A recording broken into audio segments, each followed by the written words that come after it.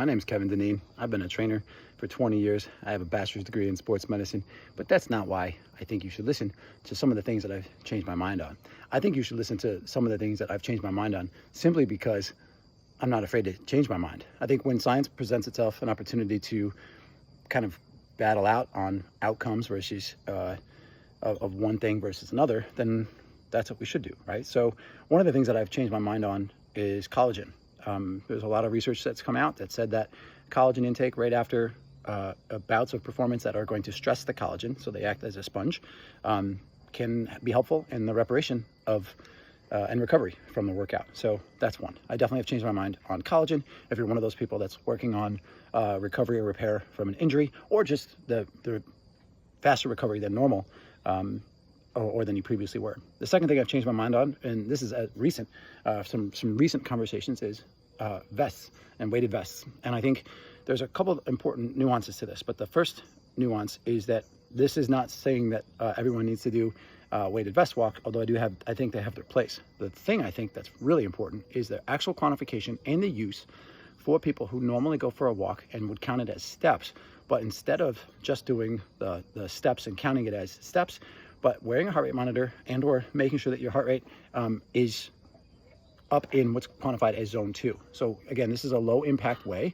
for us to get into the zone 2 and to get the cardiovascular benefit, the metabolic benefit of zone 2. So again, not just from a calorie burn standpoint, although that's important, but I think what's important is for those people looking to get that benefit from zone 2 training specifically and adding that to your routine. I think you might see a hidden benefit there from the weighted vest. So weighted vests, yeah, I think they have their use, but not really from a calorie burn. I think that's overrated.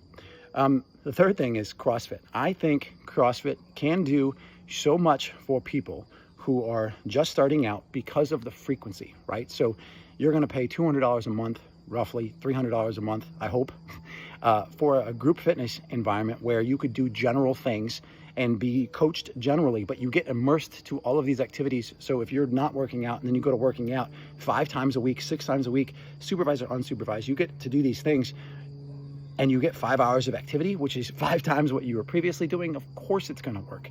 And this is tough for trainers to admit. Now, trainers can coach at a higher level, not the question, but it's tough for trainers to admit because they can sell a personal training package of twice a week, but that might not move the needle necessarily. So that twice a week, it's gonna be important, but will it improve that person's fitness, etc., as much as CrossFit?